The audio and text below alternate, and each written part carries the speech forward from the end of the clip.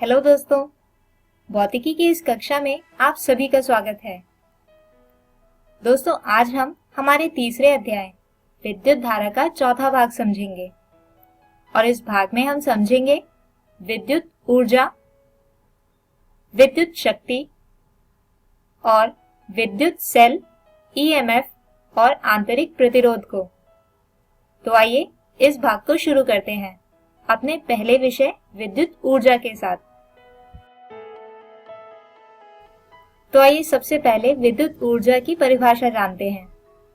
दोस्तों, एक निश्चित समय के लिए परिपथ में विद्युत प्रवाह को बनाए रखने के लिए ईएमएफ के स्रोत द्वारा किया गया कुल कार्य विद्युत ऊर्जा कहा जाता है। आइए अब जानते हैं कि ये कार्य कितना होता है। तो जैसा कि हम ओम के नियम से लिख सकते हैं कि V बराबर होगा I गुणा R, जबकि विद्युत धारा I बराबर होती है Q बटे T के, या फिर इसे लिख सकते हैं कि Q बराबर होगा I गुणा T। तो दोस्तों, यहाँ पर किया गया कार्य W बराबर होगा बैटरी द्वारा लगाए गए वैद्युत क्षेत्र यानी E के, जो होता है विभव V गुणा आवेश। तो यहाँ पर Q का मान अगर हम रखें तो कार्य W बराबर होगा V गुणा I गुणा T। दोस्तों, जब किसी परिपथ में ये ऊर्जा इलेक्ट्रॉन को स्थानांतरित की जाती है तो वो इन इलेक्ट्रॉन के द्वारा गतिज ऊर्जा के रूप में ली जाती है और मुक्त इलेक्ट्रॉन तार के अंदर गति करना शुरू कर देते हैं। अब प्रतिरोध से गति करते समय इलेक्ट्रॉन प्रतिरोध में उपस्थित आयन तथा परमाणु के साथ टकराते रहते हैं। इसी टकराव की वजह से आयन और परमाणु प्रतिरोध में हिलना शुरू कर देते हैं, जिसकी वजह से प्रतिरोध में ऊष्मा उत्पन्न होने लगती है और बहुत ही जल्द प्रतिरोध गर्म हो जाता है। दोस्तों, यही कारण है कि किसी भी परिपथ को बहुत लंबे समय के लिए चालू नहीं रखना चाहिए, क्योंकि ऐसा करने से परिपथ में उपस्थित प्रतिरोध गर्म होकर परिपथ को नष्ट कर सकता है। खैर, जैसा कि हमने कहा कि ये ऊष्मा का बनना मुख्यतः परिपथ के द्वारा ली गई विद्युत ऊर्जा की वजह से होती है, यानी हम लिख सकते हैं कि उत्पन्न ऊष्मा H बराबर होगी V गुणा I गुणा T के। और अगर ओम के नियम की मदद से यहाँ V का मान रखें तो समीकरण बन जाएगी H बराबर I R गुणा I T, या H बराबर होगा I की घात 2 R T के। दोस्तों, विद्युत ऊर्जा का SI मात्रक होता है जूल। आइए अब बढ़ते हैं आज के हमारे दूसरे विषय विद्युत शक्ति की तरफ। तो सबसे पहले इसकी परिभाषा देख लेते हैं। दोस्तों, परिपथ में विद्युत प्रवाह को बनाए रखने के लिए ईएमएफ के स्रोत द्वारा किए गए कार्य की दर को विद्युत शक्ति कहा जाता है, यानी विद्युत शक्ति P बराबर होती है किए गए कार्य अर्थात W बटे समय यानी T के। और यहाँ कार्य को लिख सकते हैं V गुणा I गुणा T, यानी शक्ति P बराबर होगी V गुणा I के। अब अगर इसी में हम ओम के नियम की मदद से V का मान I R रखें तो P बराबर होगा I की घात 2 गुणा R के, या फिर अगर हम I का मान V बटे R यहाँ पर रखें तो P बराबर होगा V की घात 2 बटे R के। दोस्तों, विद्युत शक्ति का SI मात्रक होता है वॉट। आइए अब बढ़ते हैं अगले विषय विद्युत सेल, ईएमएफ और आंतरिक प्रतिरोध की ओर। तो दोस्तों, विद्युत सेल एक ऐसा उपकरण होता है जो किसी परिपथ के अंदर विद्युत धारा को प्रवाहित करता है। ऐसा करने के लिए सेल के दो टर्मिनल होते हैं, एक धनात्मक आवेशित और दूसरा ऋणात्मक आवेशित। धनात्मक आवेशित टर्मिनल को कैथोड भी कहते हैं, जिसे यहाँ हरे रंग से दिखाया गया है, जबकि ऋणात्मक आवेशित टर्मिनल को एनोड कहा जाता है, जो लाल रंग से दिखाया गया है। दोस्तों, टर्मिनल के असमान होने की वजह से टर्मिनल के बीच एक विभवांतर बन जाता है, जिसकी वजह से इलेक्ट्रॉन ऋणात्मक से धनात्मक टर्मिनल की तरफ प्रवाहित होते हैं।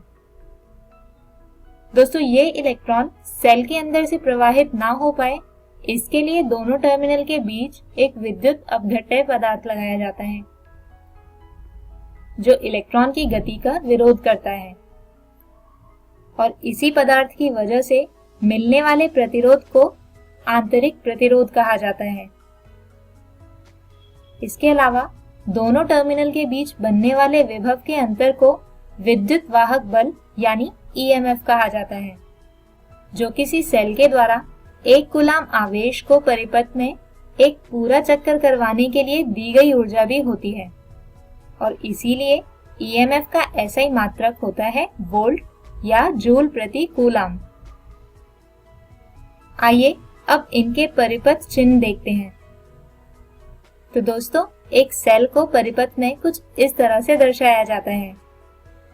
यहाँ पर लंबी लाइन सेल के धनात्मक और छोटी लाइन ऋणात्मक टर्मिनल को दर्शाती है। और क्योंकि हर एक सेल के अंदर एक आंतरिक प्रतिरोध होता है, इसीलिए एक सेल को परिपथ में कुछ ऐसा दिखाया जाता है।